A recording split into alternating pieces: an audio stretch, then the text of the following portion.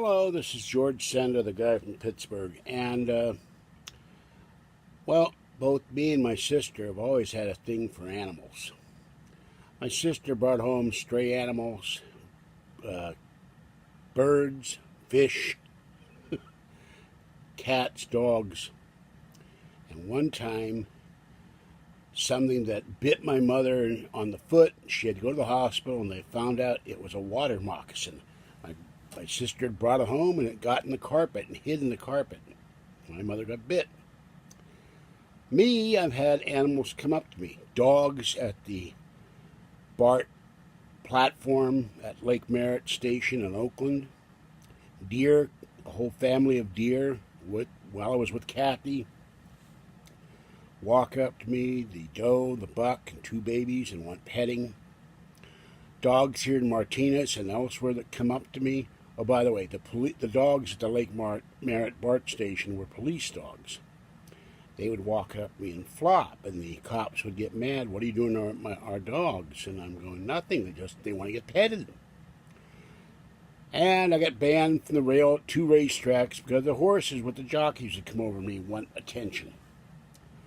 But a long time ago, when I first met Kathy, her father worked for Bart. I walked the whole length of the system, got permission. Kathy and I went under the tunnel from San Francisco to Oakland. We walked it.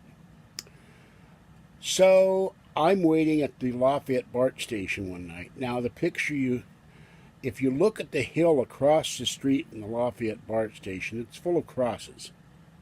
And don't let them tell you that it's done for peace. It was originally done by the owner of the land, who was communist, since dead.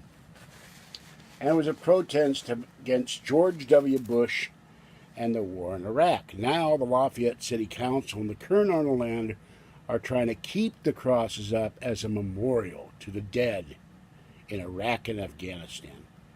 But it has nothing to do with a memorial. It was an anti-war protest and an anti-George W. Bush protest. But I digress. At one time, that hill was just grass and a lot of trees on top. So one evening about 6 or 7 in the evening, still light, I think it may have been summer, I'm waiting for Kathy to come pick me up so we can go out. In those days, we went to Carol's or Lyons to eat. And we'd stay there till they closed, and some of them stayed open 24 hours. So we just would eat and drink coffee and whatever and have a good time. So I'm standing there. There's an oval when you drive in, and the parking area is behind it. And as you walk in, the station's in an oval. They're remodeling it now, and I haven't been there in a couple of years. So I don't know what it looks like at the station entrance. But it was an oval to walk in, and then you'd get your ticket from the machines. You'd put the ticket in the fare gates and go up the escalator and get on the train, which I've done many times at that station.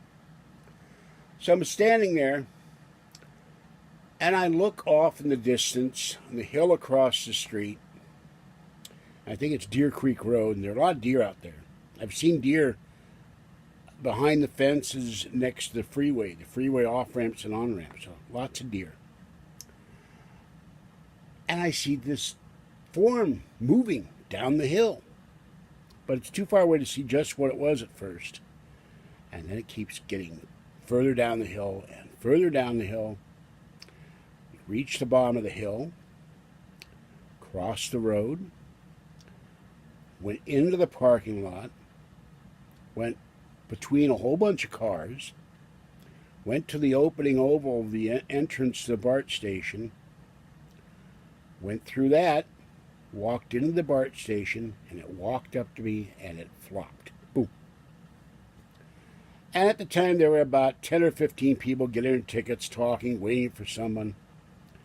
And everybody stops like statues.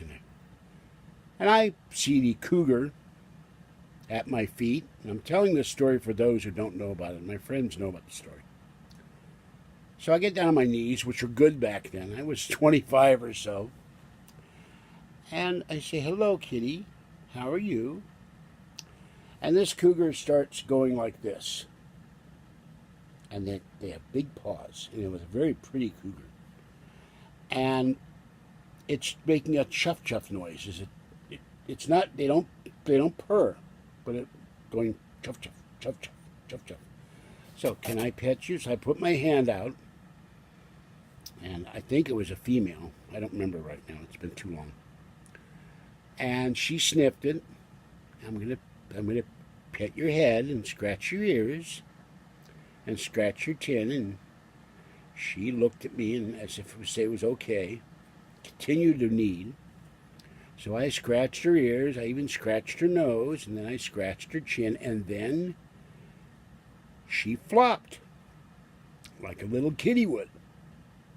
And I said, "Do you want your belly rub?" And the whole time her tail was going wag, wag, wag, wag, wag, wag, wag. Happy tail, happy kitty tail. Giant kitty tail. She still continued to knead. So I moved down and I scratched her tummy. And scratched her tummy. The more I scratched her tummy, the faster her paws went. There's no aggression, no anger, no growling, none of that. So finally, after about 20 minutes, my hands and knees were getting tired. She got up, shook her head, got up, looked at me as if to say, "Thank you for the scratching and petting and loving." And she walked out of the entrance to the Bart station, across the oval, across the parking lot, across the road, and up the hill, and disappeared in the trees.